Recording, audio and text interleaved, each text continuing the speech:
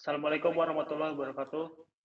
Saya Beta Kurnia, NIM H1D019048 dan rekan saya Farhan Komaruzaman, NIM H1D019057. Di sini kami akan mempresentasikan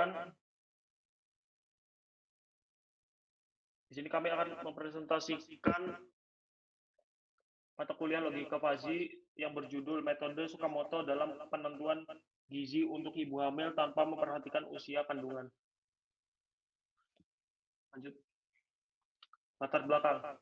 Masih banyak masyarakat Indonesia yang kurang mampu untuk memenuhi kebutuhan sehari-hari, apalagi untuk mencukupi pemenuhan gizi pada ibu hamil. Akibat dari kekurangan gizi pada ibu hamil menyebabkan diantaranya janin cacat, berat lahir rendah, berpotensi anak IQ rendah, keguguran, dan bayi lahir mati.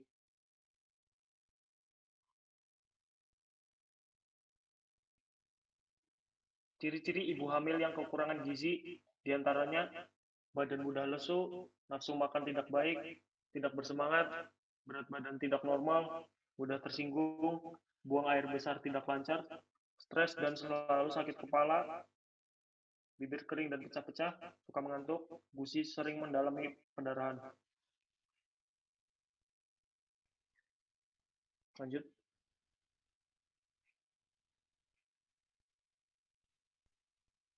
Faktor penyebab gizi buruk pada ibu hamil diantaranya faktor pendidikan, faktor kesehatan, faktor sosial ekonomi, dan faktor sosial budaya.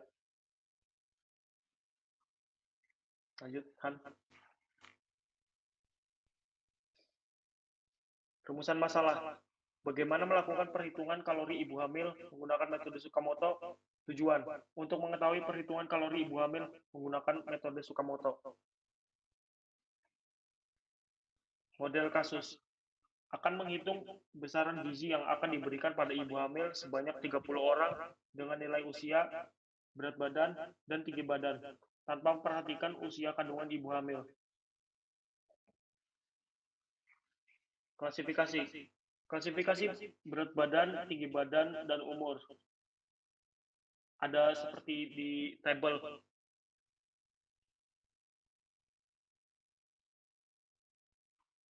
Fusifikasi berat badan ada seperti di gambar rumusnya.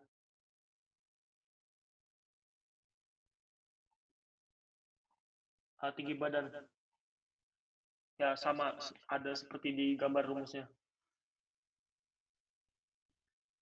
Umur ada seperti di gambar rumusnya. Kemudian untuk kalori juga bisa dilihat gambar untuk rumusnya. Kemudian ada rule-nya atau peraturan if then-nya jika maka. Seperti jika berat badan kurang, tinggi badan rendah, umur agak muda, maka kalorinya banyak. Seperti itu rule-nya ada sekitar 27. Kemudian sampel alfa predikatnya ketika berat badan kurang maka angkanya 1, berat badan tinggi badan rendah angkanya 1, usianya agak muda angkanya 0,6, kalorinya banyak 0,6 juga. Itu terus sampelnya sampai nomor 27. Kemudian contoh kasus. Kita lihat dari kasusnya, misal terdapat ibu hamil bernama Ana, berumur 27 tahun, berat badan 40 kg, tinggi badan 145 cm, maka berapa kalori yang dibutuhkan oleh ibu Ana? Dan kita cari derajat keanggotaan antecedennya. Yang derajat keanggotaan berat badan, derajat keanggotaan tinggi badan, derajat keanggotaan usia ibu, minimum dari derajat keanggotaan berat badan, tinggi badan, usia ibu. Itu untuk semua rule-nya. Kemudian kita cari ZI-nya. Minimum dari derajat keanggotaan berat badan, dan derajat berat badan untuk yang kurang atau karena 40 kg kan termasuk kurang sama dengan 1, tinggi badan yang rendah karena tingginya cuma 145 cm sama dengan 1, dan untuk usia ibu agak muda yaitu cuma 27 saja yaitu 0,6. Fungsi keanggotaan kalorinya gunakan min hingga ditemukan 0,6. Kemudian bisa kita cari kalorinya sesuai dengan rumus, maka ditemukan Z sama dengan 1860. Kemudian kita cari rata-rata berbobotnya, yaitu minimum derajat keanggotaan antecedent dikali kalori.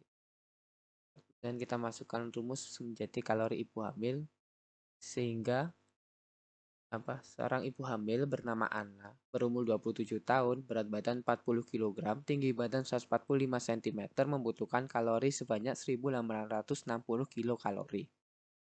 Kesimpulannya, berdasarkan hasil analisis, menunjukkan bahwa metode Fuzzy Tsukamoto dapat digunakan untuk menghitung jumlah kalori bagi ibu hamil. Terima kasih. Sekian presentasi dari kelompok kami. Apabila ada kesalahan, mohon dimaafkan. Wassalamualaikum warahmatullahi wabarakatuh.